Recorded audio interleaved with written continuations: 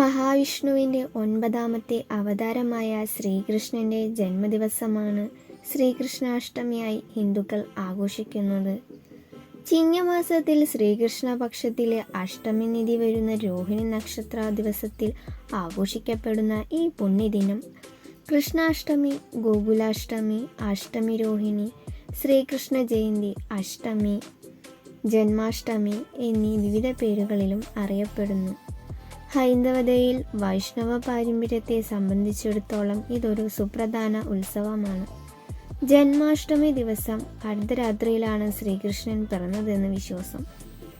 അതിനാൽ ജന്മാഷ്ടമി രോഹിണി ദിവസം അർദ്ധരാത്രി ശ്രീകൃഷ്ണ ക്ഷേത്രങ്ങളിൽ വിശേഷാൽ പൂജകളും പ്രാർത്ഥനകളും നടക്കുന്നു.